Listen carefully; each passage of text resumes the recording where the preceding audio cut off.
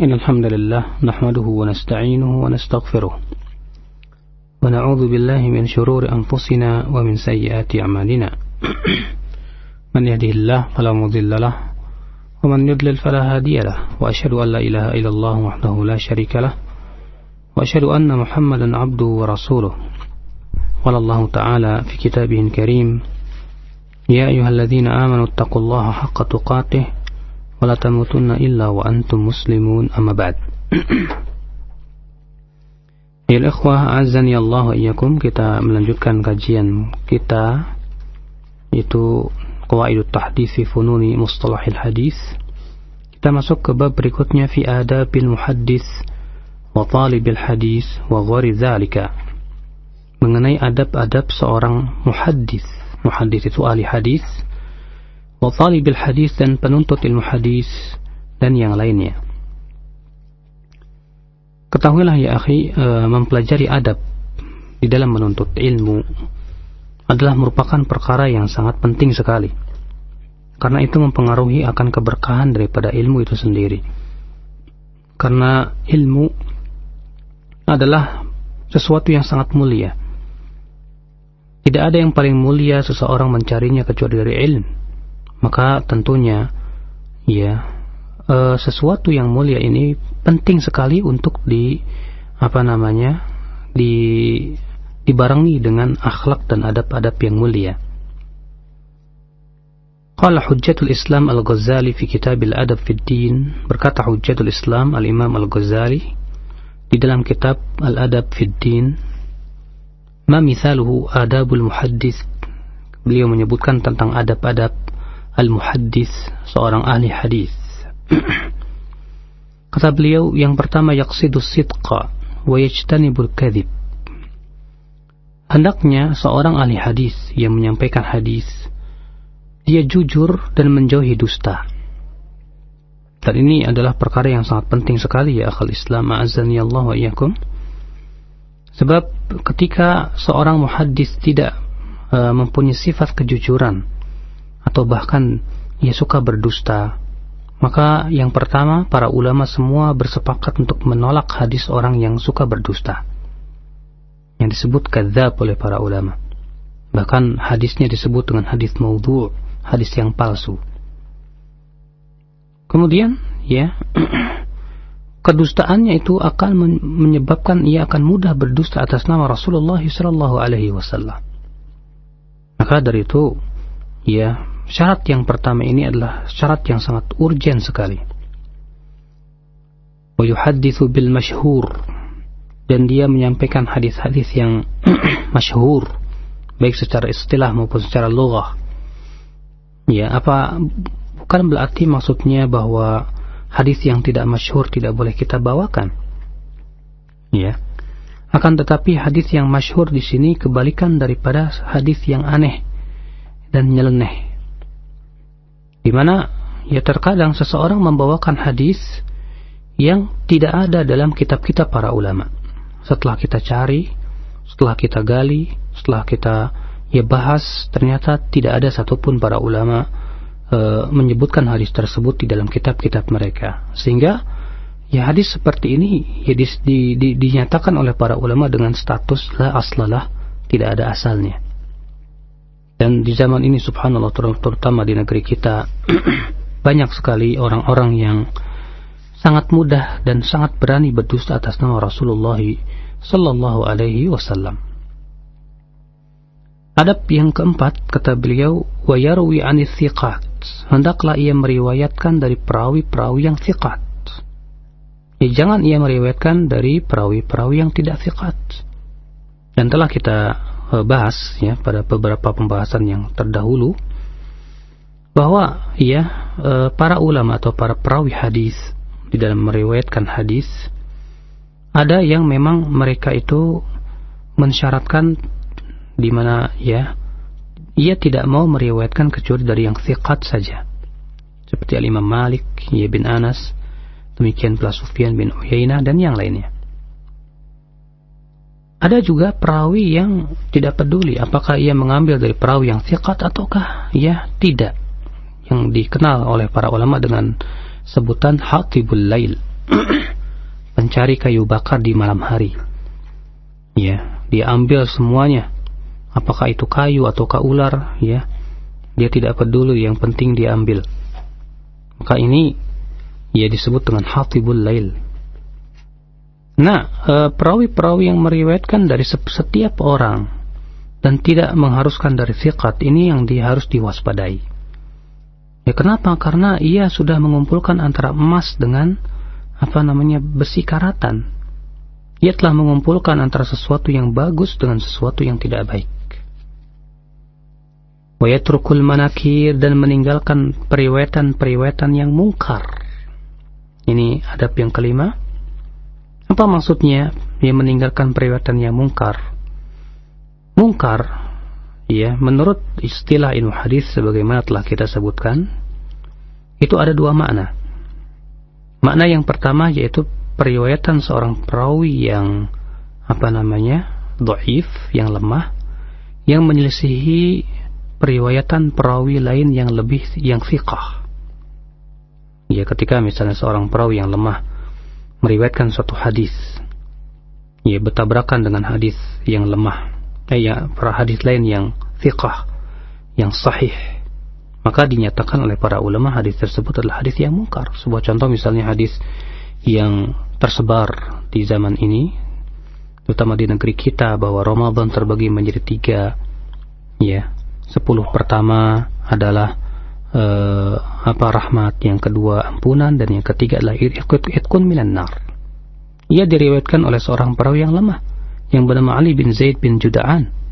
Selain itu ia menyelisihi atau bertentangan dengan hadis lain yang hasan yang dikeluarkan oleh Imam Tirmidzi dalam jami'nya, bahwa Rasulullah sabda, walillahi utaqa minan nar wa dzalika kullu lailah. Ya, bahwasannya Allah memerdekakan hamba-hambanya dari api neraka, dan itu terjadi setiap malam. Ya, bukan hanya 10 terakhir saja.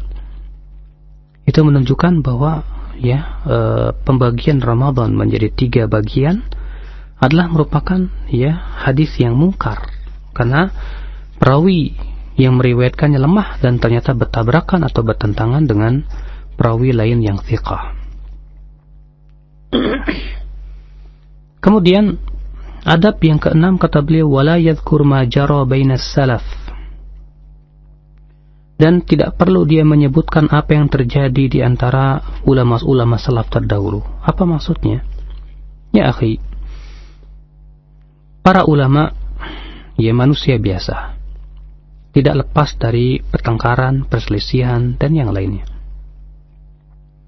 Terkadang kalau kita membaca sejarah para ulama salaf terdahulu, seringkali kita dapati pertikaian antara ulama. Seperti Al-Imam Al-Bukhari dengan Muhammad bin Yahya Az-Zuhli, di mana Imam Bukhari dituduh oleh Yahya Az-Zuhli sebagai Jahmi, mengakibatkan akhirnya Imam Bukhari diusir dari Nisafur dan dari Bukhara.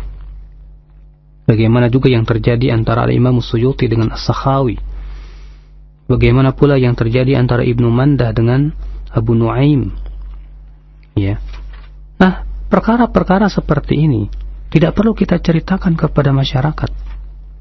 Ya, bagaimana yang terjadi antara Imam Malik dengan Ibnu Juraij. Ya. Demikian pula dengan Muhammad bin Ishaq. Itu semua, ya akhi, kata Al-Imam Adz-Dzahabi, ya lebih baik kita lipat saja dan tidak perlu kita sebarkan.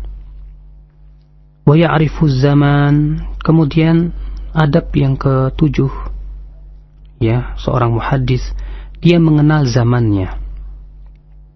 Dia mengetahui tentang ahdath, sesuatu yang terjadi di zamannya tersebut.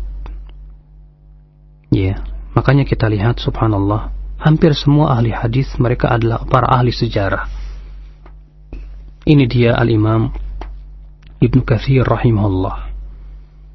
Beliau seorang muhaddis, tapi beliau orang yang paling dan sangat paham tentang sejarah. Beliau menulis kitab sejarah yang agung yang berjudul Al-Bidayah wan Nihayah. Demikian pula Al-Imam Adz-Dzahabi rahimahullah. Siapa yang tidak mengenal beliau? Kitab sejarahnya yang begitu besar, yang berjudul Syiar A'lamin Nubala, demikian pula Tarikhul Islam. Demikian para ulama ya akhul Islam, ya, wa ya'rifuz zaman, dan mengetahui zamannya itu bagaimana. Itu seorang muhaddis. Makanya seorang muhaddis, seorang ahli hadis, dia tidak menutup diri dari mengetahui tentang perkembangan zaman. Yang salah adalah orang yang mengikuti perkembangan zaman yang disebut dengan fiqhul waqi', namun tidak disertai dengan keilmuan yang cukup untuk menyikapinya. Akibatnya apa ya akhi? Ya akhi, akibatnya adalah menghukumi segala sesuatu dengan perasaan dan emosi, ya bukan dengan keilmuan. Seorang muhaddis, dia memahami. Wa yatahaffadhu min az-zalal wat-tashif wal-lahni wat-tahrif. Dia berusaha untuk menjaga dirinya dari berbagai macam kesalahan, ya, terutama di dalam menyampaikan hadis. Demikian pula menjauhi tashif. Tashif itu kesalahan di dalam mencatat hadis. Wal-lahan, demikian pula kesalahan di dalam mengucapkan hadis. Wat-tahrif, demikian pula kesalahan di dalam pengharokatan hadis. Ya. Terkadang seseorang yang tidak paham hadis, dia membaca sesuatu itu bukan dengan yang benar. Akhirnya apa terjadi? Kesalahan di dalam memahami hadis. Ya. Makanya para ulama mengumpulkan kesalahan-kesalahan para ulama di dalam membawakan hadis. Ya. Wa yada'ul muda'abah, dan hendaklah dia meninggalkan bersenda gurau yang berlebih. Ya, seorang muhaddis tidak berhak untuk dia keterlaluan di dalam bersenda gurau. Sebab ya akhi, ya bersenda gurau yang keterlaluan itu menjatuhkan martabat dia. Bersenda gurau yang berlebihan menyebabkan ya harismatik dia hilang. Sementara dia pembawa hadis, dia membawa ilmu, ya hendaknya ya hadis dan ilmu itu hendaknya dia bawa, dia jaga kewibawaannya. Wa yashkurun ni'mah, dan hendaklah ia mensyukuri nikmat Allah. Idh ju'ila fi darajati Rasul sallallahu alaihi wasallam, di mana ia dijadikan oleh Allah ya pada derajat Rasul, artinya di dalam menyampaikan hadis Nabi sallallahu alaihi wasallam. Iya, sahih. Ya, terlebih para ulama adalah warathatul anbiya, pewaris para nabi. Ya. Maka dia bersyukur kepada Allah, ternyata Allah berikan kepada dia Allah bukakan kepada dia ilmu hadis. Dia bisa memahami hadis-hadis Nabi sallallahu alaihi wasallam. Dia pun juga bisa mengetahui yang mana yang sahih dan mana yang dhaif. Ini nikmat sekali. Berapa banyak orang yang subhanallah sebatas diberikan kemampuan fikih, ya pengetahuan tentang ilmu agama, tapi ia tidak diberikan oleh Allah kemampuan untuk membedakan mana yang sahih, mana yang dhaif. Akhirnya semua hadis dia amalkan. Tidak peduli apakah hadis itu sahih atau hadis dhaif, bahkan hadis palsu pun dia amalkan. A'udzubillah. Wa yalzamut tawadhu', seorang muhaddis hendaklah tawadhu'. Karena ilmu yang Allah berikan kepada dia itu adalah hakikatnya nikmat yang Allah berikan kepada dia, karunia yang Allah berikan kepada dia. Iya, ketawaduan menghiasi keilmuan dia sehingga menjadikan hadis atau ilmu hadis itu terlihat indah. Wa yakunu mu'adhamu ma yuhaddithu bihi ma yantafi'u al-muslimuna bihi min fara'idihim wa sunanihim wa adabihim fi ma'ani kitab rabbihim azza wa jalla. Dan hendaknya, kata beliau, ya kebanyakan hadis yang ia sampaikan adalah yang bermanfaat untuk kaum muslimin. Ya berupa ya hadis-hadis yang menunjukkan akan ya kewajiban-kewajiban, sunnah-sunnah, adab-adab, demikian pula mengenai makna-makna ya kalam Allah, ya firman Allah subhanahu wa ta'ala. Ya, itu yang hendaknya difokuskan. Jangan ia membawakan hadis-hadis yang barangkali malah fitnah untuk sebagian kaum muslimin. Makanya ya Imam Malik, beliau tidak suka membawakan hadis-hadis yang bisa membuat fitnah terhadap kaum muslimin. Seperti halnya Abu Hurairah, di mana Abu Hurairah berkata, hafidhu min Rasulullah SAW jirabain. Aku hafal dari Rasulullah SAW 2 ember hadis. Adapun 1 ember aku sampaikan kepada manusia. Adapun 1 ember aku tidak sampaikan, sebab kalau aku sampaikan, niscaya leherku ini akan ditebas. Apa yang tidak disampaikan oleh Abu Hurairah, yaitu tentang hadis-hadis fitnah yang terjadi di zaman itu. Ya. Demikian pula Mu'adz bin Jabal ketika disampaikan sebuah hadis oleh Rasulullah SAW tentang keutamaan tauhid. Ya, Mu'adz berkata, ya Rasulullah, afala ubashirun nas, bolehkah aku memberikan kabar gembira kepada manusia dengan hadis ini? Apa kata Rasulullah? La, idzan yattakilu, jangan dulu, jangan, kata Rasulullah. Ya, sebab khawatir kalau mereka mengetahui tentang keutamaan yang besar ya dari hadis ini tentang tauhid, mereka hanya mengandalkan tauhid dan tidak beramal. Ya. Ini ya hal Islam, makanya seorang muhaddis, orang yang ingin menyampaikan hadis, hendaklah dia mengetahui hal-hal yang bermanfaat kira-kira hadis tersebut dan tidak menimbulkan fitnah. Ya. Wala yahmilu ilmahu ila al-wuzara wala yakhsha abwab al-umara. Adab selanjutnya seorang muhaddis, ya janganlah ya ilmunya tersebut dibawa kepada para menteri. Maksudnya janganlah dia itu ilmunya tersebut ya dijadikan sesuatu yang hina. Sebab istilah kalau para ulama terdahulu dikatakan seperti Imam Malik, al ilmu ya'ti wa la yu'ta. Ilmu itu hendaknya didatangin, bukan datang. Namun tentunya perkataan Imam Ghazali ini disesuaikan dengan keadaan zaman. Ya. Sebab ya kata-kata ilmu itu didatangi dan tidak mendatangi tergantung keadaan zamannya. Kalau di zaman Imam Malik, di mana ulama betul-betul ya sangat dihormati dan orang begitu sangat haus terhadap ilmu, naam, ilmu harus didatangi. Tapi ketika di zaman kita ini, di mana semangat untuk menuntut ilmu telah mati, ya, maka kita mendatangi, naam, itu tidak mengapa. Sebagaimana halnya dahulu Rasulullah SAW mendatangi para kabilah, ya, Rasulullah SAW mendatangi para pembesar Quraisy, seperti itu tidak mengapa. Wala yaksha abwabal umara, dan janganlah ia memasuki pintu-pintu penguasa. Maksudnya apa? Artinya seorang ulama, seorang ahli hadis, ya, jangan ia tunduk di bawah keinginan para penguasa. Kenapa? Sebab jika keadaannya demikian, terkadang ya, ketika ia misalnya mengikuti atau dekat dengan para penguasa, dia pun kemudian ia tidak bisa menegakkan amar ma'ruf nahi munkar.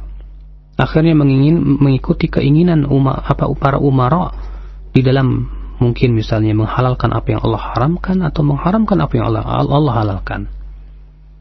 Ya, seperti ini tidak baik ya bagi para ulama. Ya, walaupun kalau misalnya kita mendekati para penguasa untuk mendakwahi mereka, itu tidak apa-apa. Ya, dilakukan oleh banyak para ulama terdahulu juga. Ikhwatul Islam a'azani Allah. Di antara adabnya juga kata Imam Ghazali, wala yuhadditsu bima la ya'lamuhu fi aslihi. Janganlah ia menyampaikan hadis dari apa-apa yang ia tidak ketahui dalam asal bukunya itu. Maksudnya ya, bahwa para ulama terdahulu ketika menuntut ilmu hadis, menuntut hadis dari gurunya, mereka itu mencatat dalam kitab-kitab. Ya. Nah, tentu hadis-hadis yang mereka dengar dari gurunya mereka kumpulkan dalam buku. Nah, suatu ketika mereka telah saatnya tiba untuk menjadi muhaddis, mereka akan sampaikan dari buku asalnya tersebut. Ya, terkadang ada perawi yang menerima talqin seperti Katibul Laits, sebagaimana pernah kita ceritakan ya. Dia mempunyai kitab hadis di rumahnya, tapi sayang tetangganya jelek akhlaknya. Kebetulan tetangganya itu ya, tulisannya mirip dengan Katibul Laits. Ketika Katibul Laits ya keluar rumah, dia masuk ke dalam rumahnya, lalu ditulis hadis-hadis yang bukan dari periwayatan Katibul Laits, yang kebetulan memang tulisannya mirip. Nah, Katibul Laits tidak sadar kalau ternyata itu hadis tambahan yang bukan dari asal bukunya. Lalu ia meriwayatkan dan menganggap itu adalah hadisnya. Namun subhanallah, para ulama mengetahuinya dan mengatakan bahwa itu bukan hadisnya.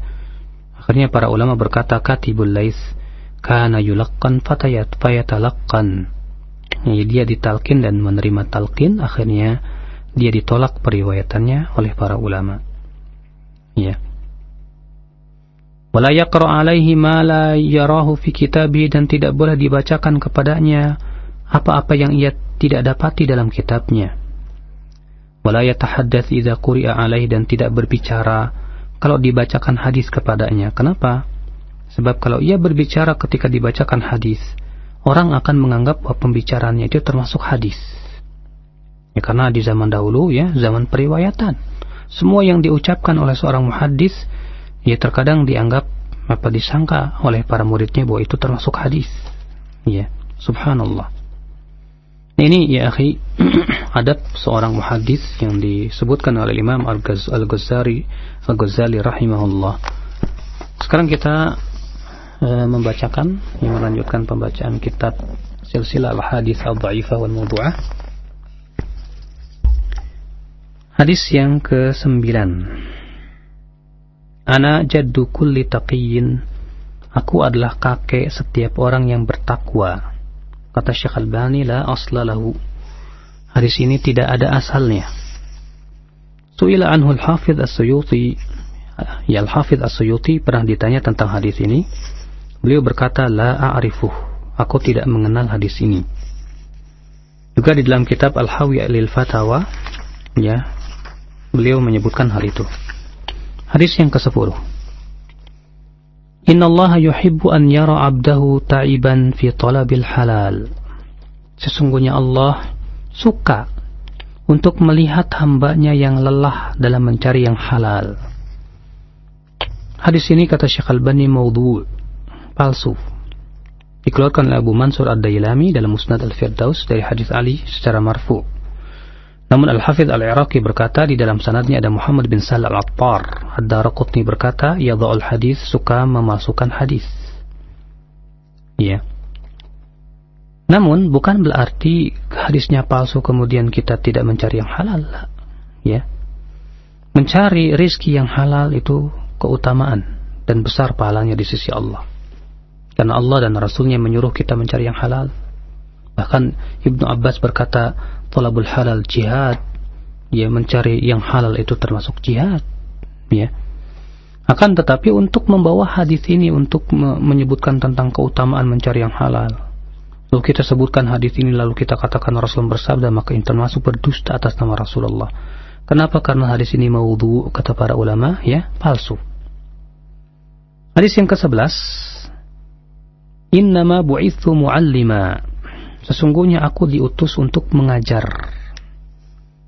Dikeluarkan oleh Ad-Darimi dari jalan Abdullah bin Yazid dan Ibnu Wahab. Juga dikeluarkan oleh Abdullah bin Mubarak.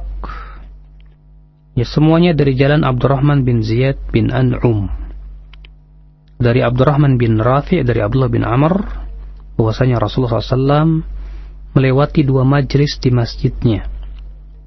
Rasulullah bersabda, keduanya baik. Adapun salah satunya lebih baik daripada yang lain. Adapun yang pertama, mereka yang di majelis itu berdoa kepada Allah dan mengharapkannya.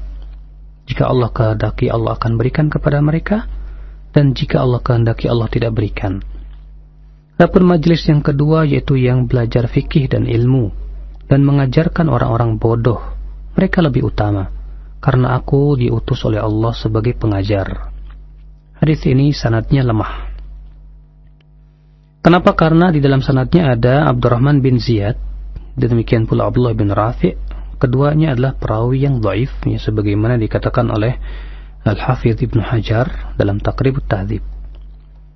Sementara Ibnu Majah meriwayatkan dari jalan Daud bin Az-Zubarqan dari Bakar bin Khunais dari Abdurrahman bin Ziyad, namun ini lebih lemah lagi ya jalannya. Ya, lebih lemah daripada yang pertama karena di dalamnya ada Daud bin Az-Zubarqan ya dan Bakar bin Khunais yang kedua-duanya adalah lemah. Ikhwatul Islam, a'azzani Allah, jadi hadis ini lemah dan tidak bisa dijadikan hujjah. Akan tetapi bukan berarti kita mengingkari mengajar. Terlebih mengajar ilmu adalah perkara yang sangat besar pahalanya di sisi Allah.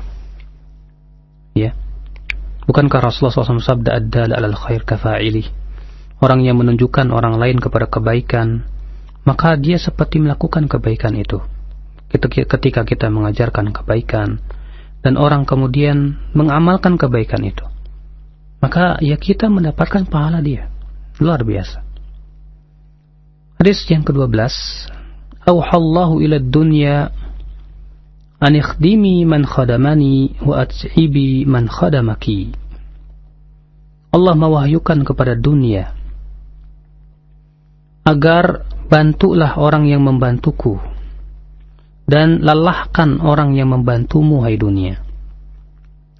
Ya. Hadis ini palsu.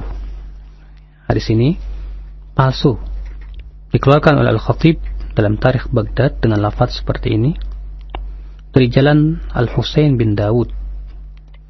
Dan ini adalah ya penyakitnya, di mana Al-Husain bin Daud ya adalah perawi yang palsu. Al-Khatib berkata tafarrada biriwayati Al-Husain an Fudail wa huwa maudhu'.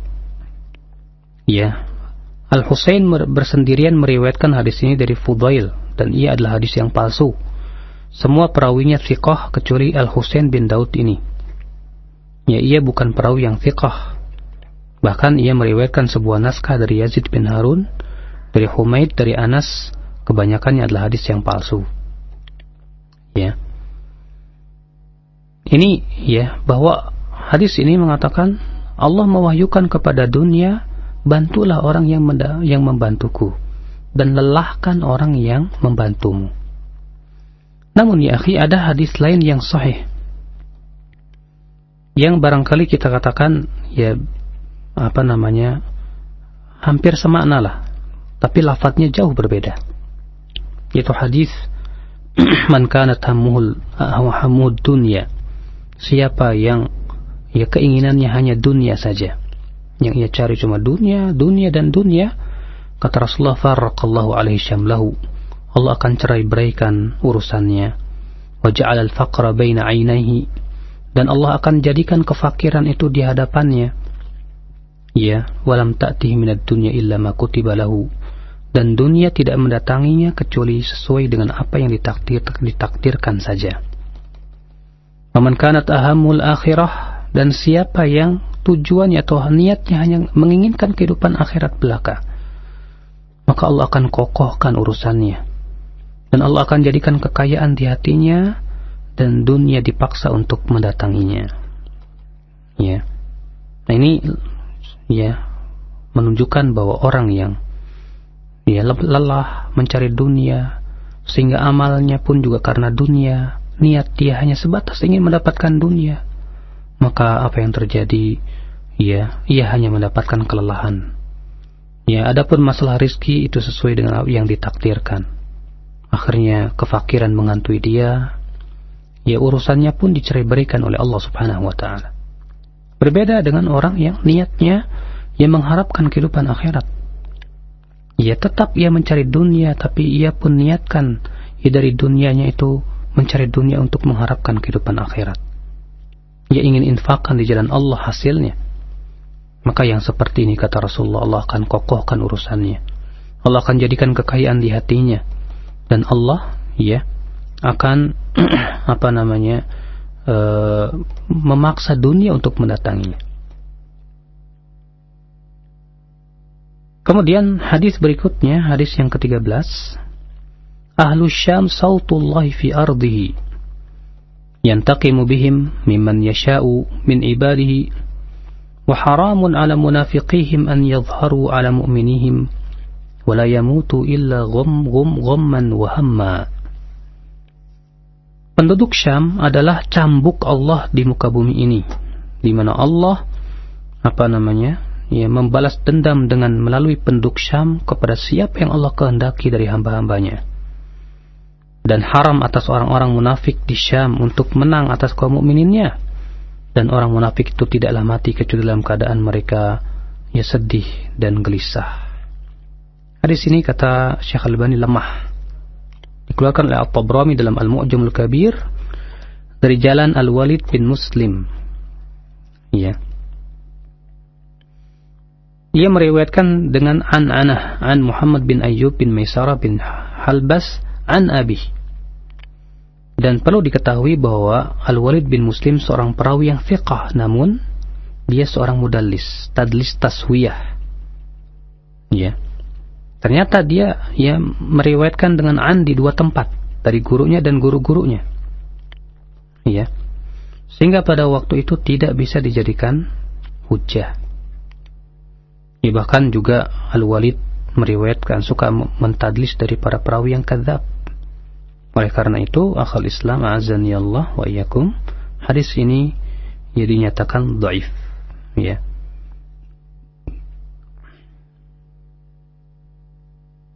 Ikhwatul Islam a'azani Allah wa iyyakum. Hadis yang ke-14. Iyyakum wa khadra'ad diman. Faqila wa ma khadra'ud diman? Qala al-mar'atul hasna fil mambatis su. Jauhi oleh kalian khadra'ud diman. Lalu dikatakan, hai Rasulullah, apa itu khadra'ud diman? Kata Rasulullah, yaitu wanita yang baik di tempat yang buruk. Hadis ini masyhur sekali di Indonesia ya. Banyak yang membawakan hadis ini, namun hadis ini sangat lemah. Dikeluarkan oleh Al-Qudai dalam Musnad Syihab dari jalan Al-Waqidi. Qala haddatsana akhbarana Yahya ibn Sa'id, haddatsana Yahya bin Sa'id bin Dinar an Abi Wajizah Yazid bin Ubaid an Atha bin Yazid Al-Laythi an Abi Sa'id Al-Khudri radhiyallahu anhu, dan disebutkan oleh Al-Ghazali dalam Ihya-nya. Dan berkata Al-Iraqi ketika mentakhrij Ihya Ulumuddin, rawahu Ad-Darqutni fil Afrad wa Ar-Ramah-Hurmuzi fil Amthal. Dikeluarkan oleh Ad-Darqutni dalam Al-Afrad dan Ar-Ramah-Hurmuzi dalam Al-Amthal dari hadis Abu Sa'id Al-Khudri, dan Ad-Darqutni berkata bersendirian padanya Al-Waqidi, dan ia perawi yang lemah. Naam, Al-Waqidi ya akhi bukan cuma lemah. Ibn Al-Mulaqim berkata dalam Khulasah Al-Badril Munir, bal huwa matruk. Ia perawi yang matruk, dan matruk itu sebuah derajat yang sangat lemah sekali. Yaitu tertuduh berdusta. Bahkan Imam Ahmad, An-Nasai dan Ibn Madini menuduh dia sebagai pendusta. Maka dari itu hadis ini ya akhi termasuk hadis yang lemah. Ini tersebar di negeri kita yang dikenal dengan khadra'ud diman, wanita yang baik berada di tempat yang buruk. Baik, saya kira cukup ya, dan insyaallah kita lanjutkan pada pertemuan yang akan datang. Kitab pembahasan kitab Qawaidut Tahdits dan pembacaan kitab Silsilah Ahadits Shahihah ad-Dhaifah. Baik. Jazakallahu khair, kami sampaikan kepada Ustaz Abu Yahya Badrul Salam atas pembahasan materi dan pembacaan beberapa hadis dhaifah dalam kitab Silsilah Hadis Dhaifah, dan kami berikan kesempatan selanjutnya bagi Anda yang ingin bertanya secara luas dalam pembahasan kita pada siang hari ini. Silahkan di line telepon 021-823-6543, dan bagi Anda yang ingin bertanya melalui pesan singkat, Anda bisa sampaikan di 0819-896543. Kita akan berikan kesempatan untuk dari penelpon terlebih dahulu. Silahkan. Assalamualaikum. Halo. Taib. Kami berikan kesempatan kembali di line telepon 0218236543. Kita angkat dari pesan singkat terlebih dahulu, Ustaz. Assalamualaikum warahmatullahi wabarakatuh. Ustaz, ada hadis yang menyebutkan bersedekah dengan 1 dirham semasih hidup itu lebih baik daripada sedekah 100 dirham ketika setelah mati. Apakah ini sah datangnya dari Rasulullah? Jazakallahu khair. Allahu a'lam, saya tidak tahu tentang hadis itu. Nah. Baik. Kita berikan kesempatan untuk satu penelpon di 0218236543. Halo. Assalamualaikum. Waalaikumsalam warahmatullahi. Dengan siapa? Dengan hamba Allah di Jakarta, Pak Ustaz. Baik, silakan Pak. Assalamualaikum warahmatullahi, silakan. Saya ingin menanyakan begini. Saya seorang pedagang, Ustaz ya. Saya ingin membayar zakat tahun ini begitu. Yang harus saya bayar itu zakat tijarah atau zakat mal begitu. Yang saya pernah dengar dari kajian Pak Ustaz Badrus Salam mengenai zakat itu lebih kurang Pak Ustaz berkata, kebanyakan para sahabat itu berdagang, tapi Rasul tidak pernah menyebutkan bagaimana nisabnya dan haulnya, Pak. Sedangkan emas dan perak disebutkan. Dan tidak ada satu hadis pun yang mengatur masalah zakat tijarah ini. Sedangkan Syekh Albani berkata zakat tijarah ini tidak ada begitu. Tapi kemarin saya baca buku ya Pak Ustaz ya mengenai zakat ini. Jadi ada dua dalil yang dikuatkan begitu Ustaz. Jadi lebih kurang dalilnya begini. Kami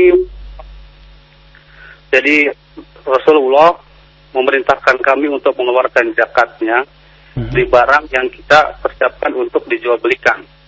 Itu dari Sunan Abu Daud nomor 1562 sama Sunan Baihaqi 7388 Ustaz. Dalil yang kedua, di dalam unta, di dalam kambing, di dalam sapi dan di dalam perabotan ada zakatnya. Itu dari Daukuni dan Baihaqi riwayatnya Ustaz. Pertanyaan saya begini Pak Ustaz, apakah dari dua dalil ini bisa dijadikan hujah begitu untuk membayar zakat tijarah ini gitu. Karena untuk masalah saya ini mana yang lebih bagus untuk yang saya bayarkan, karena apakah zakat mal ataukah zakat tijarah? Jazakallah. Waalaikumsalam warahmatullahi wabarakatuh. Jazakallah khair atas pertanyaannya Bapak. Tafadhal Ustaz. Itulah sebabnya Pak, ya, dua hadis yang Bapak sebutkan tadi dinilai oleh Syekh Albani adalah hadis yang lemah. Ya, hadis yang pertama yaitu hadis yang dikeluarkan Abu Daud. Itu diriwayatkan oleh Abu Daud ya di hadis nomor 1562. Demikian pula Al-Baihaqi meriwayatkan dari Abu Daud juga dari Sulaiman bin Musa.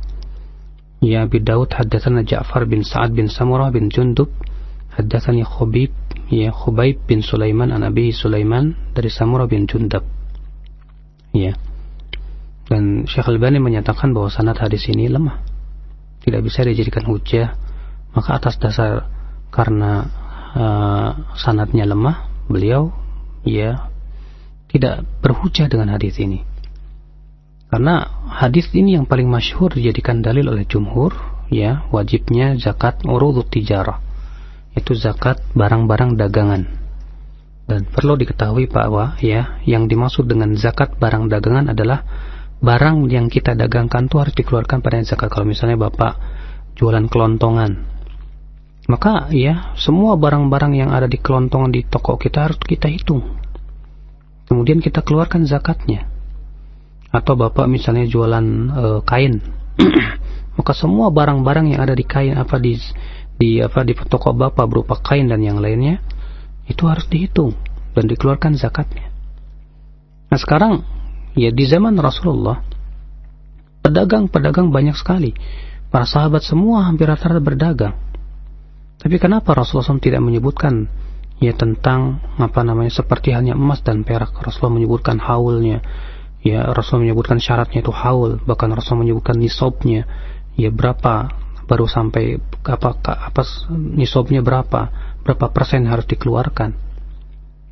Ya, sebab kalau seperti itu artinya zakat perdagangan itu adalah perkara yang wajib, tentu ya Rasulullah sudah menjelaskan secara gamblang kepada para sahabat. Ya, terlebih kalau misalnya kita katakan Bapak dagangnya kain. Lah, kain itu ya sekarang nisabnya berapa? Kalau dikatakan dikiaskan kepada emas dengan kain sesuatu yang sangat jauh berbeda. Ya secara ilat pun juga sangat berbeda sekali. Iya. Maka dari itu wallahu alam, saya lebih condong kepada pendapat Syekh Albani ini karena ya lemah dalil yang dijadikan jumhur tentang wajibnya zakat tijarah itu adalah lemah, tidak bisa dijadikan hujjah. Dan berdasarkan kepada alasan-alasan tadi, wallahu alam. Yang jelas sih ini masalah perselisihan ulama. Ya, kalau misalnya Anda lebih condong kepada pendapat jumhur dan Anda melihat lebih kuat misalnya alasannya, silakan. Ya, yang jelas setiap kita adalah beramal sesuai dengan yang dia pandang kuat dan rajih. Nah, Ustaz, jazakallahu khair atas jawabannya.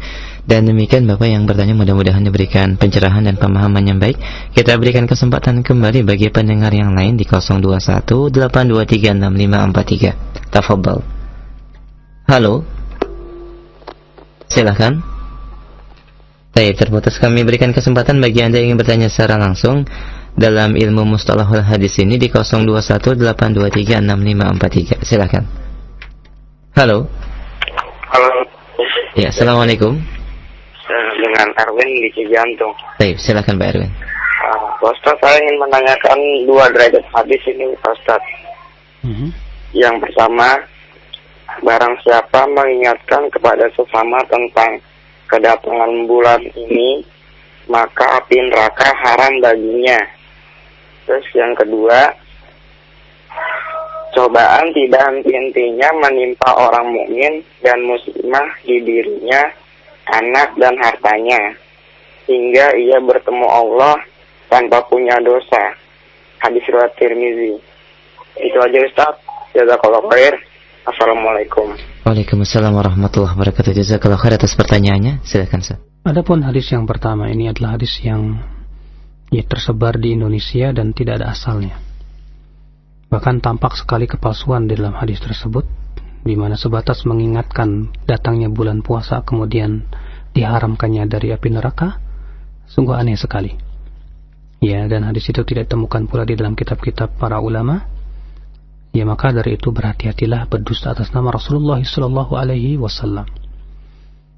Adapun hadis yang kedua tadi, hadis yang sahih dikeluarkan At-Tirmidzi dan yang lainnya, ya, dengan sanad yang sahih dan juga disahihkan oleh Syekh Al-Albani rahimahullah. Nah. Baik. Jazakallahu khair. Kami berikan kesempatan kembali untuk penanya berikutnya, masih di 0218236543. Silakan. Halo. Halo, assalamualaikum. Waalaikumsalam warahmatullahi. Dengan siapa, Umu, di mana? Dengan hamba Allah di Jakarta. Baik, silakan. Barakallahu fiik Ustaz. Baik, barakallah. Ustaz begini, jika ada seorang istri yang ditinggal mati oleh suaminya, apa betul Ustaz dia tidak boleh sama sekali keluar rumah selama 4 bulan 10 hari, walau untuk silaturahmi atau menuntut ilmu misalnya Ustaz? Mengenai hal ini saya mohon penjelasannya Ustaz. Syukron, jazakallahu khairan. Assalamualaikum warahmatullahi wabarakatuh. Waalaikumsalam warahmatullahi wabarakatuh. Jazakallahu khairan. Silakan. Seorang wanita yang ditinggal mati suaminya wajib beriddah selama 4 bulan. Selama 4 bulan. Ya, arba'ata asyhuri wa asyra, 4 bulan 10 hari. Dan makna iddah artinya yang meninggalkan perhiasan, ya, demikian pula wangi-wangian, ya, kecuali yang untuk menghilangkan bau badan aja. Demikian pula tidak bersolek, ya. Adapun tidak boleh keluar, saya tidak tahu dalilnya, ya, tentang masalah itu. Coba mungkin ibu bisa tanyakan kepada orang yang mengatakan tidak boleh. Yang jelas, ya, seorang yang dalam iddah itu bermakna artinya bahwa dia, ya, di masa-masa yang tidak boleh dia dinikahi, dan dia di kematian suaminya itu berkabung dengan kematian suaminya selama 4 bulan 10 hari, ya, maka pada waktu itu tidak boleh kita katakan tidak boleh dia keluar atau yang lainnya kecuali dengan dalil. Selama ini saya belum menemukan dalilnya. Barangkali nanti insyaallah nanti kita akan bahas lagi atau kita rujuk lagi pembahasan ini dalam kitab-kitab para ulama. Nah. Baik, jazakallahu khairan Ustaz. Selanjutnya akan kami angkat beberapa pertanyaan pesan singkat yang sudah cukup banyak masuk berkenaan dengan beberapa derajat hadis yang disampaikan oleh pendengar. Dari Al-Kahfi di Cipondoh di antaranya berkata atau bertanya, apakah benar ada hadis yang berbunyi puasa adalah separuh sabar dan separuh iman? Ustaz, jazakallahu khair. Allahu a'lam. Baik, kami angkat pertanyaan berikutnya. Assalamualaikum warahmatullahi wabarakatuh. Ustaz, bagaimana dengan seorang dai di dalam berdakwah selalu atau masih menyampaikan dan memasyhurkan hadis-hadis palsu atau mungkar secara pede atau dengan penuh keyakinan kepada jemaahnya, seperti hadis raja'na min jihadil asghar ila akbar, dan yang kedua man fariha bidukhul Ramadan faqad harama jasaduhu ala niran awaluhu maghfirah, dan seterusnya. Dari Abu Nawfal di Depok. Mohon pandangan antum terhadap perkara ini saja. Jazakallahu khair. Ikhwatul Islam azani Allah. Para dai seperti ini akan dimintai pertanggungjawabannya oleh Allah Subhanahu wa taala. Sebab ketika ia menyampaikan hadis-hadis yang ternyata tidak sahih, bahkan dhaif jiddan, bahkan palsu, terkadang tidak ada asalnya sama sekali. Maka ikhwatul Islam azani Allah wa yakum, dia akan dimintai pertanggungjawabannya oleh Allah Subhanahu wa taala. Bahkan ia termasuk, barangkali kalau dia membawakan hadis yang palsu tersebut, termasuk orang yang berdusta atas nama Rasulullah sallallahu alaihi wasallam. Rasul bersabda, "Man kadzaba alayya muta'ammida falyatabawwa maq'adahu minan nar." Barang siapa yang berdusta atas namaku dengan sengaja, maka hendaklah ia mempersiapkan tempat duduknya dalam api neraka. Sebuah ancaman yang berat sekali. Maka wajib atas setiap orang yang ingin menyampaikan hadis, hendaklah ia periksa dulu keabsahannya. Kalau dia tidak mampu, maka hendaklah ia rujuk kitab-kitab para ulama. Yang ia ketahui akan amanah ilmiahnya dan kedalaman ilmunya. Apakah hadis tersebut sahih atau tidak? Jazakallahu khair. Dan demikian bagi yang bertanya, kita angkat kembali dari pesan singkat. Assalamualaikum warahmatullahi wabarakatuh. Ustaz, apakah hadis ini sahih? Kepala yang ditusuk dengan jarum dari besi lebih baik daripada bersentuhan dengan wanita yang bukan mahramnya. Dari Darus Desember. Jazakallahu khair. Hadis itu disahihkan oleh Syekh Albani rahimahullah.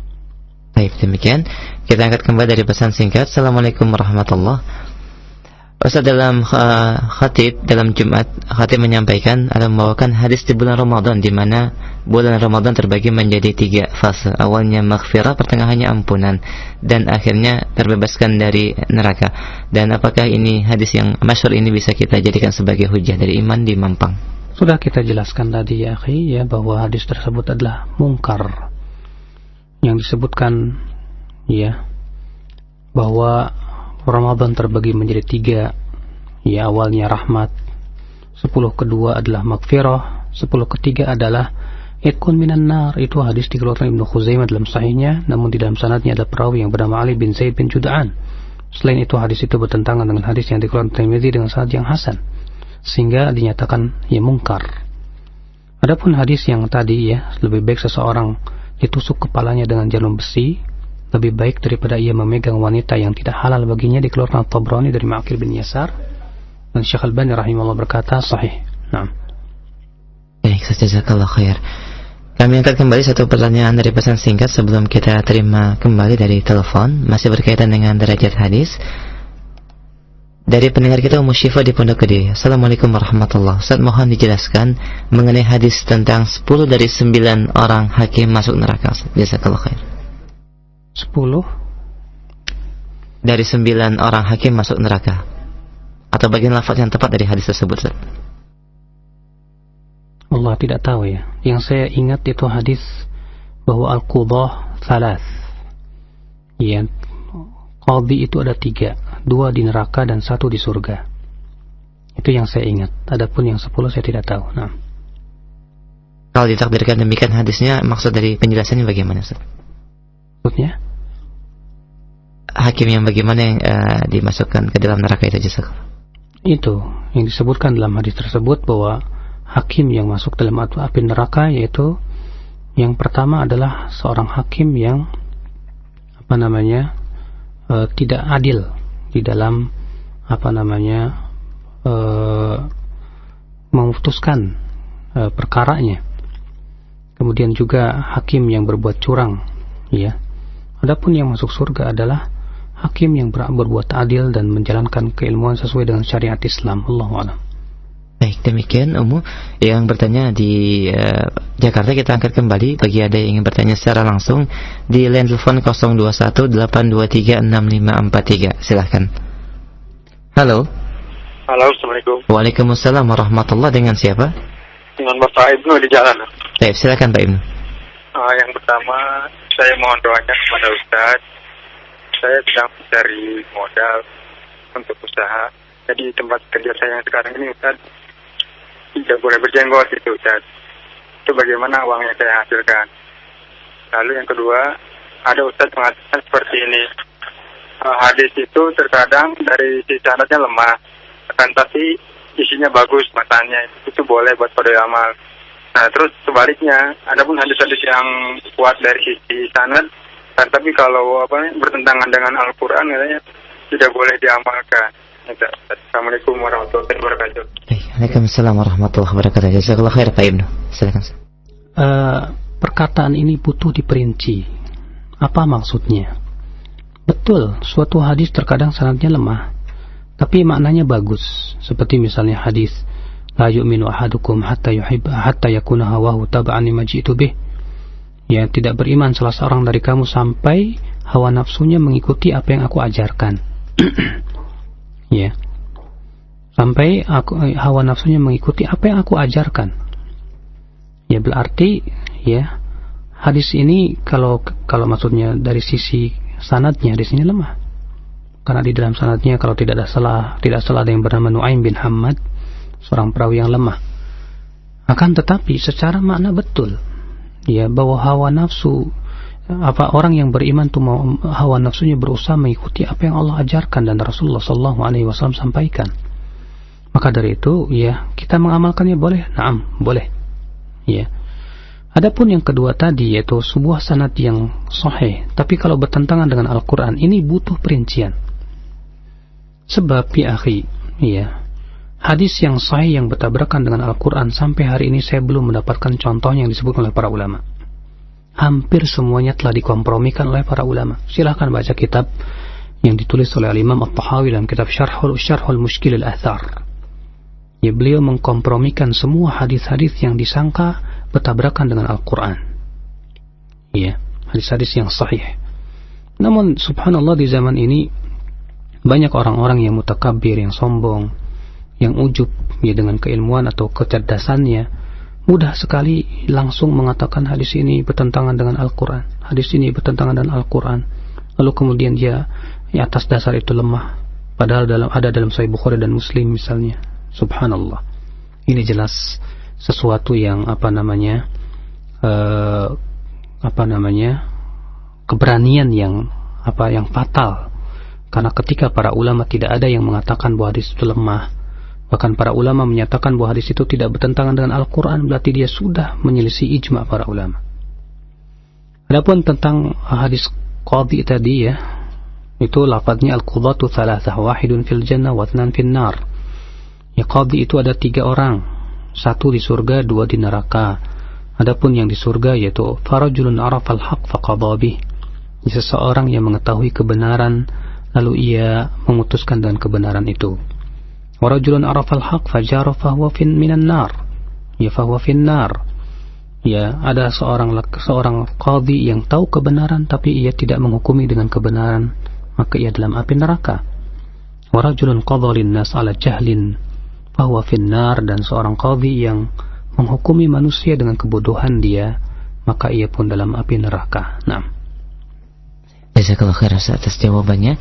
Dan kita berikan kesempatan kembali untuk satu penelpon yang sudah masuk. Silahkan. Halo. Assalamualaikum. Waalaikumsalam warahmatullahi. Dengan siapa? Mbak Allah di Cikarang. Silahkan. Saya mau nanya tentang hadis yang tidak sholat bagi siapa yang sholat dengan menahan buang angin atau buang hajat itu. Kalau bagaimana dengan orang yang punya masalah dengan perutnya seperti buang angin terus, atau sering menahan penyakit perut gitu. Terus bagaimana hukumnya membaca Al-Quran? Apa harus dengan wudu? Ya, cukup. Jazakallahu khairan. Wa iyyak. Jazakallahu khairan atas pertanyaannya. Silakan. Tentang masalah hadis yang masalah menahan kentut, saya tidak tahu. Cuman terjadi ikhtilaf para ulama tentang masalah ya, bolehkah menahan kentut, apakah itu membatalkan sholat atau tidak. Yang rajih bahwa itu hukumnya makruh dan tidak sampai membatalkan sholat. Ya. Kenapa? Karena itu hanya akan mempengaruhi kekhusyuan dalam sholat. Karena itu mempengaruhi kekhusyuan, dan kekhusyuan itu tidak sampai membatalkan sholat. Ya, kalau kita tidak khusyuk, maka pada waktu itu ya tidak membatalkan sholat, wallahu alam, karena tidak ada dalil yang menunjukkan bahwasanya orang yang menahan kentutnya itu termasuk ya membatalkan sholatnya. Maka dari itu orang yang perutnya error ya kayak tadi sedikit-sedikit kentut, ya bolehlah ia menahan ya, terlebih keadaannya ya seperti itu. Jangankan itu, seseorang yang terkena penyakit salisul baul, kata para ulama, itu yang air kencingnya terus keluar, ya tetap dia sholat dalam keadaan walaupun air kencing itu keluar, tapi ia tahan dengan sesuatu, ya maka seperti ini darurat keadaannya. Nah. Baik, jazakallah khair Ustaz. Kami berikan kesempatan kembali untuk satu penelpon di rumah. Siapa? Dengan pendengar kita. Assalamualaikum. Waalaikumsalam warahmatullahi wabarakatuh. Waalaikumsalam warahmatullahi wabarakatuh. Dengan siapa, Pak? Dengan Yusuf di Gorontalo. Ahlan Pak Yusuf, silakan. Iya, saya mau tanya Pak, Ustadz menjelaskan beberapa pekan yang lalu, itu sholat tarawih itu biasa dilakukan, yang paling sahih itu adalah dua-dua, karena itu menyangkut hadis qauli. Betul. Kemudian yang empat-empat ini bisa dilakukan dengan 2 tahiyat 1 salam. Betul. Nah, yang saya tanyakan di sini Pak, mengenai sholat witir. Apakah sholat witir yang 2 rakaat kemudian yang 1 itu, atau yang istilahnya 21, apakah itu ada contoh dari Rasulullah?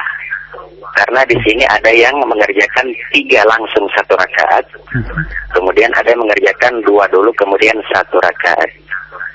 Kemudian pertanyaan kedua, ada dari salah satu radio yang mengatakan apabila orang sudah sholat tarawih, nah itu sudah semacam tahajud. Karena di zaman Rasulullah tidak ada istilah tarawih, yang ada hanya qiyamul lail saja. Saya mohon penjelasan yang benar bagaimana Ustaz. Terima kasih. Jazakallahu khairan katsiran. Assalamualaikum warahmatullahi wabarakatuh. Waalaikumsalam warahmatullahi wabarakatuh. Jazakallahu khair Pak Yusuf atas pertanyaannya. Silakan Ustaz. Iya. Adapun sholat witir 3 rakaat, ya, jumhur ulama berkata, para ulama berkata bisa dilakukan dengan 2 cara. Cara yang pertama yaitu ia sholat 3 rakaat terus menerus dan tahiyat di akhirnya dan salam. Dan hadis ini sahih dikeluarkan oleh Abu Daud yang lain dan yang lainnya dari hadis Aisyah radhiyallahu anha, bahwa Rasulullah pernah sholat witir 3 rakaat falam yajlis illa fi akhirih. Ya, Rasulullah tidak sholat witir, pernah sholat witir 3 rakaat dan beliau tidak duduk kecuali pada akhirnya. Adapun 21 itu mengambil keumuman hadis sholatul laili mathna mathna. Sholat malam itu 2 rakaat 2 rakaat. Dan juga kata jumhur, dikarenakan Rasulullah SAW melarang untuk menyerupakan sholat witir itu dengan sholat maghrib. Maka ketika seseorang menjadikannya 2 kali salam dan 1 kali salam, itu lebih jauh daripada sholat maghrib. Itu diantara hujah-hujah yang dijadikan oleh jumhur. Nah, adapun yang kedua, apa tadi? Saya lupa. Penamaan istilah sholat tarawih. Oh iya, betul. Ya, kalau memang dia sudah sholat tarawih, apakah perlu sholat tahajud lagi? Ya, kalau dikatakan boleh, ya kita katakan boleh. Ya, tapi kalau dikatakan perlu, saya kira cukup dengan sholat tarawih. Betul sekali, penamaan tarawih, ya.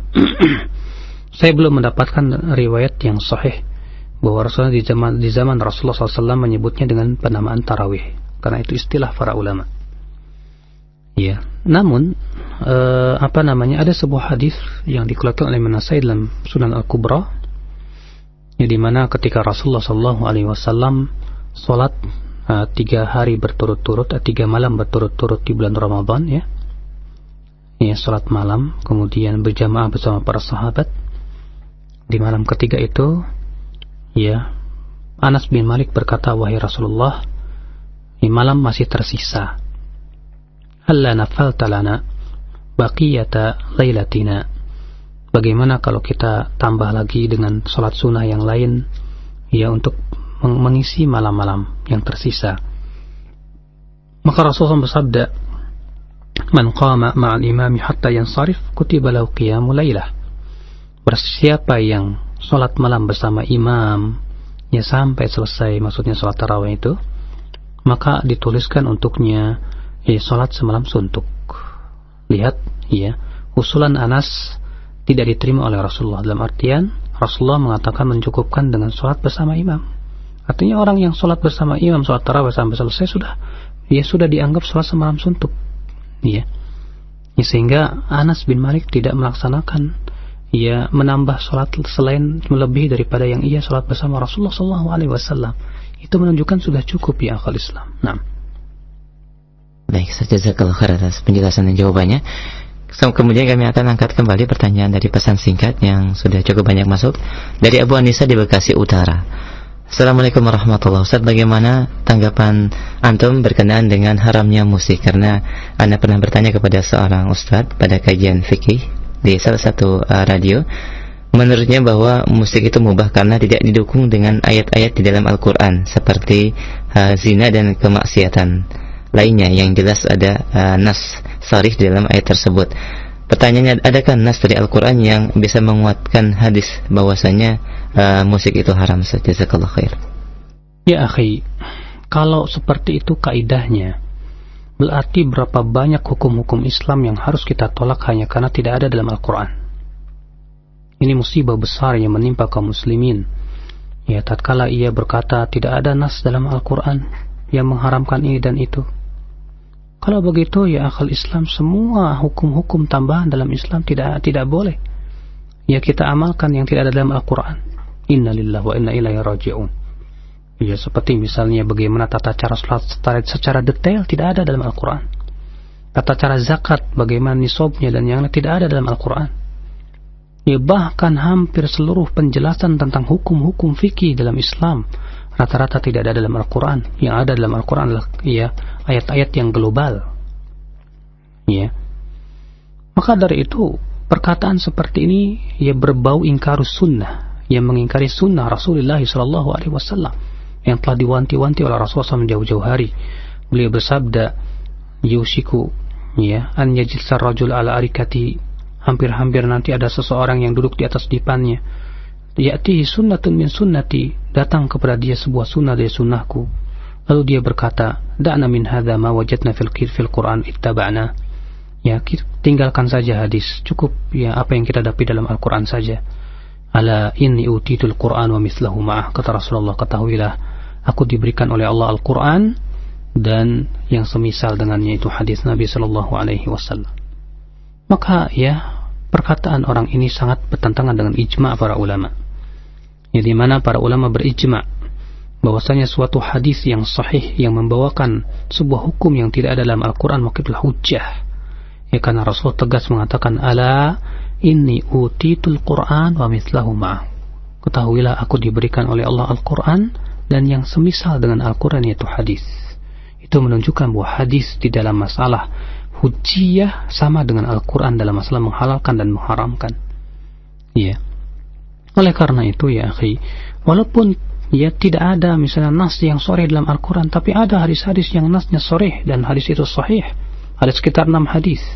Di antaranya yang dalam Sahih Bukhari rahimahullah. Walaupun hadis itu didhaifkan Ibnu Hazm, tapi Ibnu Hazm tidak punya hujjah dan sangat lemah sekali. Ya, hujjah daripada Ibnu Hazm untuk mendhaifkan hadis ini, yaitu hadis Nabi SAW, sayakunu aqwamun min ummati yastahilluna al-hira wal harira wal khamra wal ma'azif. Sungguh akan ada beberapa kaum dari umatku yang akan menganggap halal zina, judi, arak, zina, sutra, arak dan alat-alat musik. Ya, subhanallah. Maka dari itu apabila telah sahih sebuah hadis, kewajiban kita adalah sami'na wa ata'na dan mengikuti apa yang diperintahkan oleh Rasulullah SAW. Bukankah Allah Subhanahu wa taala menyuruh kita mentaati Rasulullah? Allah berfirman, "Wa ma atakumur rasul fakhudhuhu wa ma nahakum anhu fantahu." Ya, apa-apa yang diperintahkan oleh Rasul maka ambillah, dan apa-apa yang dilarang oleh Rasul tinggalkan. Oleh karena itu ketika Ibnu Mas'ud melaknat wanita yang ditato dan meminta ditato, dan wanita yang menyambung rambut dan yang minta disambung rambutnya, ada seorang wanita datang kepada Ibnu Mas'ud dan berkata, "Hai Abu Abdurrahman, aku sudah mendapatkan aku mendengar engkau melaknat wanita yang menyambung rambut dan yang minta disambung rambutnya." Ya, dan aku telah hafal Al-Quran dan telah mencari dalam Al-Quran ayat-ayat Al-Quran. Saya tidak mendapatkan satupun ayat yang melaknat wanita yang meminta disambung rambutnya, ya, dan yang menyambung rambutnya. Kata Ibnu Mas'ud, in kunti qara'tihi faqad wajadtih. Kalau kamu memang hafal Quran, kamu pasti sudah mendapatkan ayatnya. Yang mana? Kata wanita itu. Ibnu Mas'ud berkata, Allah berfirman, wa ma ataakumur rasul fakhudhuhu wa ma nahakum anhu fantahu. Apa-apa yang diperintahkan oleh Rasul, ambillah. Dan apa-apa yang dilarang oleh Rasul, ya tinggalkan. Dan sungguh Rasulullah telah melaknat wanita yang bertato dan yang minta ditato, dan wanita yang menyambung rambut dan yang minta disambung rambutnya. Demikian pula masalah musik, ya, masuk dalam keumuman ayat tadi, dilarang oleh Rasulullah SAW. Nah. Baik, jazakallah khair Ustaz atas jawaban dan penjelasannya. Kita angkat kembali dari pertanyaan pesan singkat. Assalamualaikum warahmatullahi wabarakatuh. Ustaz tadi menyebutkan jangan menyampaikan hadis yang sifatnya fitnah. Bagaimana dengan masyarakat kami yang banyak beribadah dengan ritual-ritual kebid'ahan, di mana itu juga mengandung kepada fitnah? Jazakallah khair Ustaz. Ya akhi, fitnah yang dimaksud di sini adalah ya hadis-hadis yang dikhawatirkan akan difahami salah oleh mereka. Ya. Adapun menyampaikan hadis-hadis yang mengingkari kemungkaran, ini adalah perkara yang wajib. Ya, berapa banyak para sahabat, para tabi'in, para tabi'ut tabi'in menyampaikan hadis-hadis tentang haramnya, ya, berbagai macam keharaman-keharaman, tentang haramnya bid'ah dan yang lainnya. Ya. Maka dari itu, di sini harus difahami apa yang dimaksud dengan tidak boleh menyampaikan hadis yang bisa menimbulkan fitnah. Ya, yaitu hadis-hadis yang apabila disampaikan takut disalahfahami. Tapi kalau kita tidak takut, artinya dalam artian tidak takut yang menjadi fitnah kepada manusia, dalam artian tidak difahami dengan pemahaman yang salah dan tidak ditempatkan bukan penempatan yang salah, ya, dengan cara kita jelaskan mana hadis ini, apa maknanya, kemudian penempatannya bagaimana, maka insya Allah itu termasuk perkara yang diperbolehkan. Nah. Jazakallah khair Ustaz. Kami angkat kembali dari pesan singkat berkenaan dengan salat witir dari Faris di Kerawang, dan beberapa pertanyaan yang sama berkenaan dengan kunut pada salat witir. Apakah Rasulullah menentukan waktu kunut pada salat witir Ustaz? Apakah di 15 hari yang terakhir atau boleh dilakukan di awal Ramadan? Jazakallah khair. Ikhwatul Islam azani Allah, kalau kita perhatikan hadis kunut witir, ya, itu hadis yang dikeluarkan oleh Abu Daud dari hadis Hasan bin Ali bin Abi Thalib, bahwasanya Rasulullah mengajarkan beliau kunut witir dalam doa kunut witir, yaitu Allahumma hadini fi man hadait sampai akhirnya. Di situ ya secara mutlak tidak disebutkan waktunya. Maka kalau kita melihat dari sisi kemutlakan waktu daripada witir atau kemutlakan lafaz daripada hadis tersebut, ya, kita dapat memahami bahwa hadis tersebut tidak memberikan waktu tertentu. Maka diperbolehkan kita yang melakukan kunut witir kapan saja, dan kita boleh memulai kunut witir bulan Ramadan dari awal Ramadan. Ya, Allahu a'lam. Nah. Baik, jazakallahu khair. Kami angkat satu pertanyaan kembali sebelum kita terima dari telepon dari Abu Fandi, pendengar radio Afiyah Majalengka. Berkenaan dengan hadis akikah Ustaz, Anda pernah mendengar hadis bahwasanya Rasulullah mengakikahkan dirinya sendiri setelah menjadi nabi. Sedangkan sanad dan perawinya juga dari kitab apa saya tidak ketahui. Bagaimanakah kedudukan hadis tersebut berkaitan dengan hadis yang diriwayatkan Imam Baihaqi dari Abdullah bin Buraidah bahwasanya Rasulullah bersabda akikah dipotong pada hari ke-7, ke-14 dan 21. Jazakallah khair. Hadis yang menyebutkan bahwa Rasulullah SAW mengakikahkan dirinya ya setelah diutus adalah hadis yang sahih. Ya, hadis tersebut dikeluarkan oleh Abu Daud, ya, dan yang lainnya. Demikian dari dua jalan.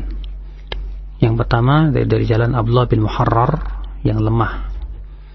Namun Abdullah bin Muharrar ini ya dimutabaah oleh seorang perawi yang bernama Abdullah bin Muthanna dari pamannya, ya, dan sanad ini adalah sanad yang sahih atau hasan, ya, karena periwayatan Abdullah bin Muthanna dari pamannya itu dikeluarkan oleh Bukhari dalam sahihnya, ya.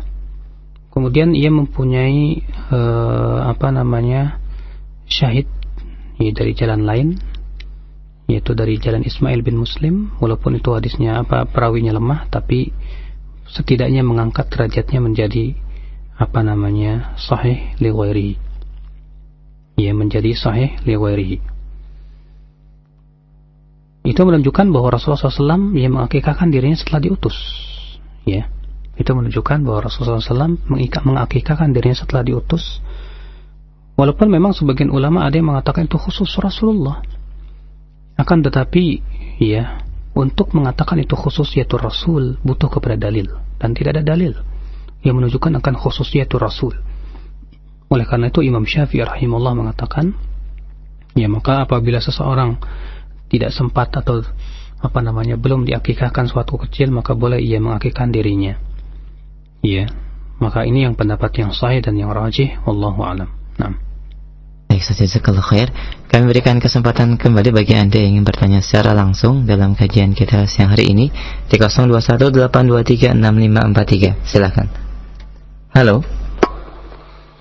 Silakan.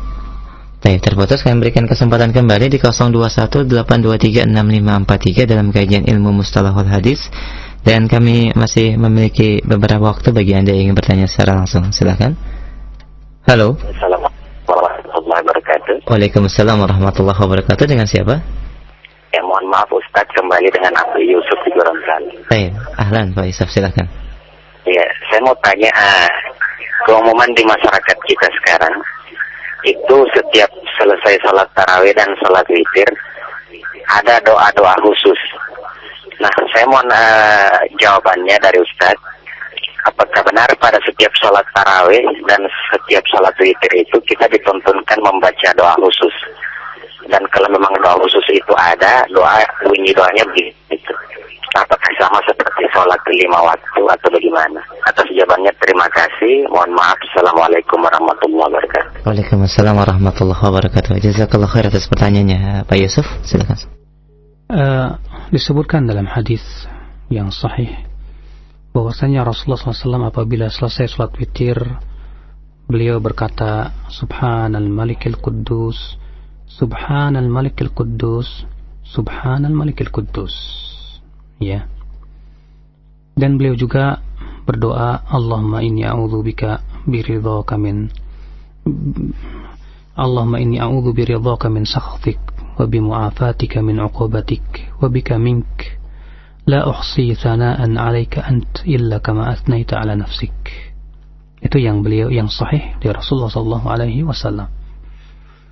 Ini diucapkan oleh Rasulullah sendiri dan tidak pernah warid bahwa Rasulullah SAW memimpin doa ini dan diucapkan bersama-sama bersama para sahabat.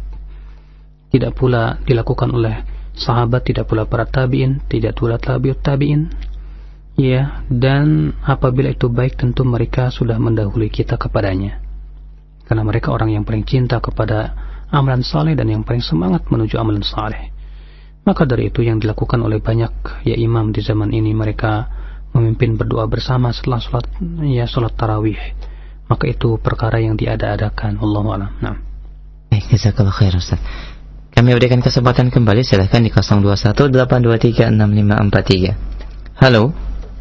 Assalamualaikum. Waalaikumsalam warahmatullahi. Dengan siapa? Dengan Pak Abdurrahman. Di mana Pak? Di Cinere. Baik, silakan Pak Abdurrahman. Mau bertanya nih Ustaz. Ada hadis yang mengatakan barang siapa hafal 40 hadis dalam urusan agamanya, maka ia akan dibangkitkan bersama ahli fikih dan para ulama. Itu bagaimana kedudukan hadis itu Ustaz? Assalamualaikum warahmatullahi wabarakatuh. Waalaikumsalam warahmatullahi wabarakatuh. Jazakallahu khair. Silakan. Hadis, ya, man hafidhu arba'ina hadisan, siapa yang hafal 40 hadis, ya, maka dia akan dikumpulkan bersama ya, para ulama dan para fuqaha adalah hadis yang disepakati para ulama akan kelemahannya. Ya, makanya Imam Nawawi ketika menyebutkan tentang kitab Arba'in Nawawiyah, beliau menyatakan bahwa hadis tentang Arba'in adalah hadis yang lemah dengan kesepakatan seluruh ulama hadis. Wallahu a'lam. Nah. Baik, namun ya para ulama menjadi sebuah kebiasaan mereka menulis 40 hadis. Ya, untuk memudahkan para pemula yang melatih menghafal hadis. Ya, Allahu a'lam. Jazakallahu khair atas penjelasannya. Kami berikan kesempatan satu telepon kembali 0218236543. Silakan. Halo. Halo. Ya, assalamualaikum. Assalamualaikum. Waalaikumsalam warahmatullahi. Dengan siapa, di mana Pak? Saya dengan Ahmad. Saya lagi di Serpong, lagi di jalan. Baik, silakan Pak Ahmad. Silakan. Ya, saya mau tanya kalau di posisi mobil, kita ada di mobil. Mohon maaf Pak, radio atau monitornya dikecilkan sedikit, ada feedback. Supaya jelas pertanyaannya. Diulangi kembali, silakan. Kita pengen baca Al-Quran, tapi kondisi sudah tidak berwudu lagi. Bagaimana sebaiknya untuk kali ini, Ustaz? Tolong dibantu. Sementara kita pengen memperbanyak baca Al-Quran di mobil gitu. Sementara kita kondisinya sudah batal wudu. Terima kasih. Assalamualaikum warahmatullahi wabarakatuh. Waalaikumsalam warahmatullahi wabarakatuh. Jazakallahu khair Pak, dan hati-hati di jalan. Silakan. Yang rajih dari pendapat para ulama bahwa membaca Al-Quran tidak disyaratkan harus di atas wudu, namun disunnahkan saja. Sebagaimana Rasulullah SAW bersabda, "Ya inni karihtu an adzkurallaha ala ghairi thuhrin." Aku tidak suka berzikir kepada Allah dalam keadaan tidak bersuci. Ya, maka dari itu kalau kita misalnya batal wudunya, apalagi di perjalanan, ya kita ingin membaca Al-Quran, maka atau mendengarkan Al-Quran ya dari murattal atau yang lainnya, maka tidak apa-apa. Nah, namun apabila ia berwudu maka itu lebih sempurna lagi. Jazakallahu khair atas penjelasannya Ustaz. Kami angkat kembali pertanyaan dari pesan singkat yang sudah masuk dari Abdullah di Denpasar. Assalamualaikum warahmatullahi wabarakatuh. Ustaz, saya pernah membaca artikel bahwasannya Syekh Albani rahimahullah adalah ahli hadis, akan tapi kurang memahami dalam ilmu fikih. Apakah pernyataan ini benar Ustaz? Jazakallahu khair. Ya akhul Islam, kefakihan itu bertingkat-tingkat. Ya, ada yang diberikan oleh Allah kefakihan yang sangat, ada yang diberikan oleh Allah ya kefakihan, ya, ada juga yang tidak diberikan oleh Allah kefakihan. Syekh Albani rahimahullah, ya, kalau kita lihat di dalam tahqiq beliau masalah fikih sangat kuat sekali pendalilan dan pemahamannya. Ya, maka dari itu kita katakan bahwa Syekh Albani faqih. Apalagi kalau dibandingkan dengan orang-orang yang ada di zaman ini. Ya, Syekh Albani lebih faqih. Ya, apalagi yang ada di Indonesia dibandingkan dengan ustadz-ustadz yang ada di Indonesia. Beliau lebih alim, lebih faqih ya tentang masalah yang berhubungan dengan fikih, ya. Namun sekali lagi kefakihan itu berderajat-derajat. Ya, kalau Syekh Albani dibandingkan dengan para ulama seperti Imam Syafi'i, ya jelas jauh sekali. Ya, kefakihan Imam Syafi'i masyhur, terkenal sekali. Nah. Baik, jazakallahu khair Ustaz. Kami angkat kembali pertanyaan dari pesan singkat. Assalamualaikum warahmatullahi wabarakatuh. Ustaz, apakah perbedaan tauhid antara tauhid Ahlus Sunnah wal Jamaah dengan tauhid Asy'ariyah, dan apakah bisa dikatakan Asy'ariyah termasuk bagian Ahlus Sunnah yang akan diberikan kebaikan dalam dunia dan akhirat? Jazakallahu khair. Ya akhi, Asy'ariyah itu baru muncul di abad keempat Hijriyah dengan munculnya Abul Hasan Al-Asy'ari. Ya, di mana Abul Hasan Al-Asy'ari sendiri ya dalam hidupnya melalui 3 fase. Fase pertama adalah fase Mu'tazilah. Fase yang kedua adalah fase Kullabiyah yang kemudian terkenal dengan Asy'ariyah. Dan fase terakhir adalah fase Ahlus Sunnah, dan beliau mengikuti keyakinan Ahmad bin Hanbal sebagaimana beliau katakan sendiri dalam kitab beliau sendiri yang diberi judul Maqatat al-Islamiyyin. Nah, fase yang kedua ini yang tersebar, ya. Dan akidah Asy'ariyah tidak dikenal sebelum Asy'ari muncul. Makanya tidak dikenal di zaman Imam Ahmad, di zaman Imam Syafi'i, tidak pula dikenal di zaman Imam Malik, ya, Imam Abu Hanifah. Makanya ya keyakinan Asy'ariyah itu baru muncul di abad seperti itu. Bagaimana kita katakan bahwasanya Asy'ariyah itulah Ahlus Sunnah? Sebab kalau dikatakan Asy'ariyah itulah Ahlus Sunnah, selain Asy'ariyah bukan Ahlus Sunnah, berarti Imam Syafi'i bukan Ahlus Sunnah. Imam Ahmad bin Hanbal bukan Ahlus Sunnah. Imam Malik bukan Ahlus Sunnah. Bahkan para sahabat semuanya, para tabi'in bukan Ahlus Sunnah, karena mereka tidak sesuai dengan akidah Asy'ariyah. Di mana akidah Asy'ariyah hanya membatasi sifat Allah 20 sifat saja. Sementara Imam Syafi'i tidak pernah membatasi 20 sifat. Tidak pula Imam Ahmad, tidak pula Imam Malik, tidak pula para sahabat, tidak pula para tabi'in, tidak pula para tabi'ut tabi'in. Bahkan tidak ada dalilnya bahwa sifat Allah cuma 20 saja. Bahkan Asy'ariyah dalam masalah tauhid, mereka lebih banyak memfokuskan kepada tauhid rububiyah dan kurang pemokusannya terhadap tauhid uluhiyah. Bahkan di zaman ini kaum Asy'ari mengatakan bahwa tauhid itu hanya tauhid rububiyah, tidak ada tauhid uluhiyah. Makanya kata para ulama, negeri yang tersebar padanya akidah Asy'ariyah, tersebar padanya kesyirikan. Nasallallahu salamata wal afiyah. Naam. Jazakallah khair Ustaz atas penjelasannya. Kami angkat kembali dari pendengar dari Bapak Nano di Tambun, Ustaz. Waktu istri saya hamil 9 bulan terjadi pendarahan pukul 9 pagi, kemudian berlangsung operasi jam 3 sore. Bagaimana kedudukan saat zuhur istri saya, Ustaz? Jazakallah khair. Pendarahan kalau memang itu adalah akibat daripada sudah mulai tahapan pembukaan kalau dia sudah mulai pembukaan pertama, kedua, kemudian terjadi pendarahan mungkin keluar air ketubannya dan yang lainnya, wallahu a'lam. Yang saya tahu dari fatwa Syekh Utsaimin termasuk darah nifas Adapun selain dari itu, misalnya karena kecelakaan terjadi pendarahan, maka ini tidak termasuk darah nifas. Maka kalau memang dia tidak kuat pada waktu misalnya karena pingsan atau yang lainnya, hendaklah dia mengqadha daripada salat tersebut. Wallahu a'lam. Ini saja. Subhanakallah bihamdik, asyhadu an la ilaha illa anta, astaghfiruka wa atubu ilaik. Wassalamualaikum warahmatullahi wabarakatuh.